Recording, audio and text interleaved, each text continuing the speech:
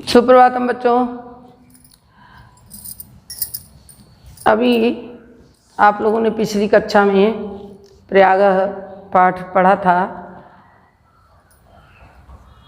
बच्चों। उससे संबंधित जो प्रश्न अभ्यास है वो हम करवाएंगे आपको। आज हम आपको सदाचारोपदेश के कुछ श्लोक पढ़ा रहे हैं, उसे आप पहले ध्यान से पढ़ेंगे, क्योंकि यह जो श्लोक है उसमें आप जानते हैं कि गद्य से जो आप अभी पढ़े हैं प्रयाग सदाचारोपदेश, आप इसे संधि करेंगे तो सदाचार उपदेश अर्थात सच्चे आचरण करने के उपदेश, सच्चे आचरण करने के लिए उपदेश। जो ऋषियों ने हमें अनेक प्रकार के उपदेश दिए हैं उनका कुछ संकलन है आपके समक्ष,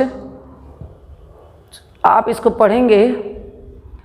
कह रहे हैं संगच्छध्वम संवदध्वम सम वो मनांसि जानताम देवाभागम यथा पूर्वे सज्जानानाः उपासते कुर्वन्नेवे हि कर्माणि जिजीविषेत शतं समाः एवं त्वयि नान्यथो अस्ति न कर्मं लिप्यते नरे मधुन्मे निष्क्रमणम मधुन्मे परायणम वाचा बदामि मधुमद भूयासम मधु सदृश आचारात् लभते आयुः आचारात् लभते श्रियम् आचारात् कीर्तिमाप्नोति पुरुषः प्रेत्य चेह च। सम गच्छध्वम लिखा है तो सम पढ़ेंगे, गच्छध्वम सम पदध्वम सम वो मनांसि जानता। इस श्लोक में कहा गया है कि व्यक्ति को संगच्छध्वम साथ साथ चलने का प्रयास करना चाहिए। अर्थात साथ चलने का क्या अर्थ है कि हम एक दूसरे का अनुकरण करें। संवदध्वम एक दूसरे की वाणी बोलें, संवदध्वम साथ साथ बोलें। हमारे अंदर एक दूसरी के बात के विचारों में किसी प्रकार का व्यतिरेक न हो, विरोधाभास न हो। संवदध्वम साथ साथ बोलें। जो भाव मेरा हो वही भाव मेरे साथ का हो, या हम कह सकते हैं कि हम गुरु और शिष्य, हम ये भी कह सकते हैं कि हम गुरु और शिष्य साथ साथ चलें, साथ साथ बोलें। सम वो मनांसि जानताम सबके मनों को साथ साथ जानने का प्रयत्न करें। मनांसि लोगों के मन में विचारों को, लोगों के अंदर के विचारों को जानें। देवाभागम यथा पूर्वे, यथा माने जिस प्रकार से, पूर्वे माने पहले, देवाभागम देवताओं के द्वारा क्रिया रूप में किया गया है। सज्जा नाम उपासते, हमें उसी प्रकार की उपासना करनी चाहिए। अगला है कुर्वन् नेव इह, कुर्वन् नेव इह कर्माणि जिजीविषेत सदम समा। कर्म करते हुए, कर्माणि जिजीविषेत, जिजीविषेत शतम समा 100 वर्ष जीने की इच्छा करनी चाहिए। व्यक्ति को यदि 100 वर्ष तक जीने की इच्छा है, 100 वर्ष के जीने की कामना है, तो उसे कर्म करते हुए 100 वर्ष जीने की कामना करनी चाहिए। यदि उसका शरीर कर्म में साथ नहीं दे रहा है तो उसे जीने की कामना नहीं करनी चाहिए। इसी नाते ये गीता में कहा है कि कुर्वन्नेव हि कर्माणि जिजीविषेत शतं समा। कर्म करते हुए 100 वर्ष की जीने की इच्छा करनी चाहिए।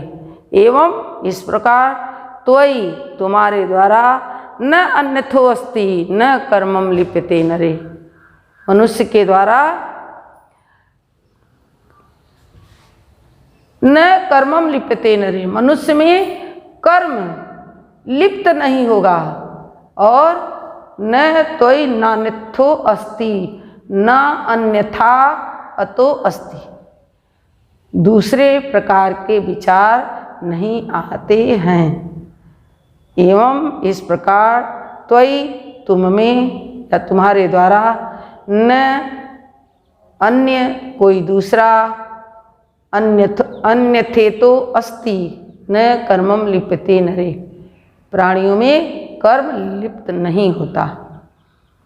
यदि हम 100 वर्ष जीने की कामना करेंगे तभी हम कर्म करते रहेंगे। मधुन में निष्क्रमणम मधुन में परायणम वाचा वदामि मधुवत भूयासम मधु सदृश। मनुष्य को निश्चित रूप से मधुर भाषी होना चाहिए। कहा है कि नहीं मन मीठे बचन ते सुख उपजत चहुर, वशीकरण एक मंत्र है, तज दे वचन कठोर। तो मधु माने मधुर, मधुन में निष्क्रमणम, हमारे जो क्रियाकलाप हैं वो मधुर हैं। मधुन में परायणम वाचा बदामी मधुवत, हमारी जो वाणी है वह मधु के समान, भूयासम मधु सदृश, और हम मधु के समान हो जाएं। मधु सदृश होने का अर्थ अत्यंत ही मधुर स्वभाव के बने। आचारात लभते ही आयु, आचारात लभते श्रियम।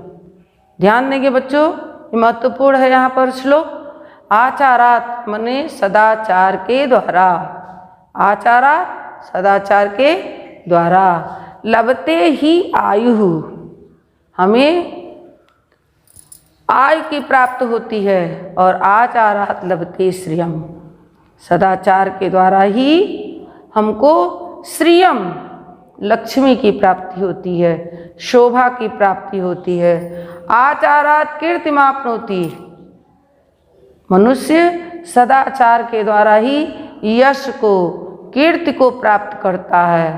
पुरुषः प्रेत्य च इह च, पुरुषः, आप पुरुष को पहले ले आएंगे तो कहेंगे कि जो पुरुष है अर्थात मनुष्य आचार सदाचार के द्वारा ही आयु को प्राप्त करता है, श्रियम लक्ष्मी या शोभा को प्राप्त करता है।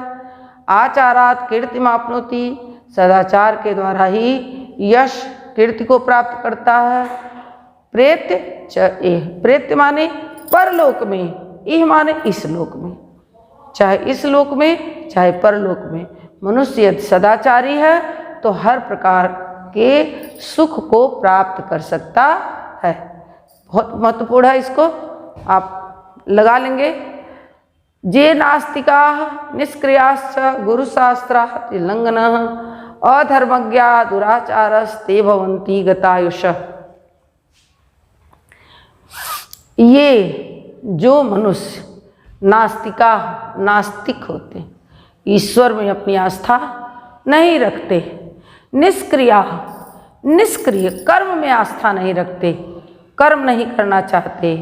गुरु शास्त्र अतिलंघन, गुरु और शास्त्र दोनों का उल्लंघन करते हैं। गुरु शास्त्र अतिलंघन, गुरु और शास्त्र का उल्लंघन करते हैं। अधर्मज्ञ, जो धर्म को नहीं जानते, अधर्मज्ञ, ज्ञ माने जानना, जो धर्म को नहीं जानते। दुराचारा ते भवन्ति गतायुष, और जो दुराचारी हैं, ते पुरुषाः, ऐसे पुरुष गतायुष भवन्ति, आयु रहित हो जाते हैं। गत आयु, आयु रहित हो जाते हैं। ये दोनों बहुत महत्वपूर्ण है, फिर से पढ़ लो बच्चों।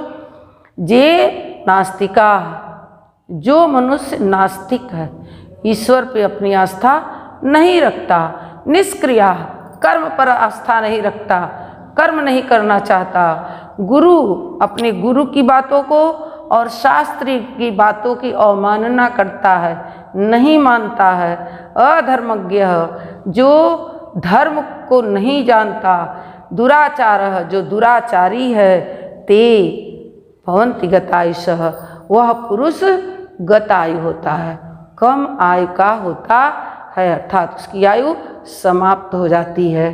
ध्यान देना बच्चों, शाब्दिक अर्थ ही आपको परीक्षा में लिखना होता है, इसलिए व्याख्या पर ध्यान नहीं दिया जा रहा है, आपको शाब्दिक अर्थ लिखना है परीक्षा में भी। तो ये दोनों श्लोक आपको ध्यान करना है। अगला है ब्राह्मे मुहूर्ते बुद्धेत धर्मार्थौ चानुचिंतेत उत्थाय आचम्य तिष्ठेत पूर्वाम संध्याम कृतांजलि। छठा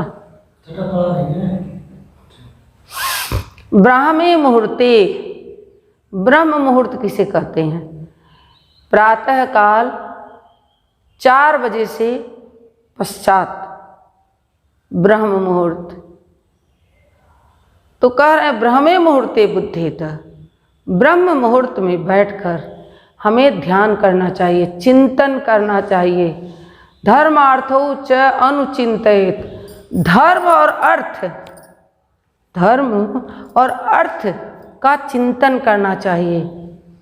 उत्थाय उठकर, आचम्य आचमन करके, तिष्ठित बैठना चाहिए, और पूर्वाम संध्याम कृतांजलि उसके पूर्व संध्या वंदन करके कृतांजलि अंजलि देनी चाहिए।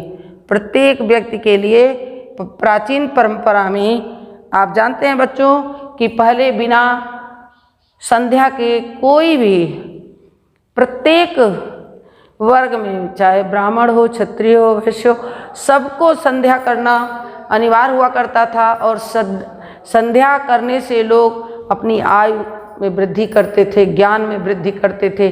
तो संध्या उपासना एक जीवन का महत्वपूर्ण अंग था।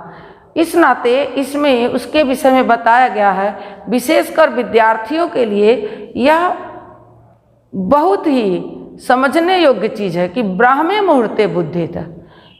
हमको यदि पठन पाठन करना है, किसी चिंतन का विषय है, उसे चिंतन करना है, तो ब्रह्म मुहूर्त में जगना। धर्म अर्थ हो, धर्म और अर्थ दोनों का चिंतन भी करना चाहिए। उत्थाय उठकर, आचम्य आचमन करना, तिष्ठित पूर्वाम संध्याम कृतांजलि उसके बाद संध्या वंदन किया जाना चाहिए। आज के लिए इतना ही बच्चों, जितना पढ़ा है इसको फिर से दोहरा लेना, और जो बताया गया महत्वपूर्ण इसे आप अपने उत्तर पुस्तिका में इसकी हिंदी बना लीजिएगा, क्योंकि बहुत बहुत महत्वपूर्ण है और संदर्भ सहित पूछता है। इस नाते संदर्भ सहित इसका अर्थ लिखने का प्रयास करेंगे तो आपको 7 नंबर में 7 नंबर अवश्य मिलेगा। शाब्दिक अर्थ लिखना है। अगली कक्षा में इसके आगे का श्लोक पढ़ाएंगे। आज इतना ही। धन्यवाद बच्चों।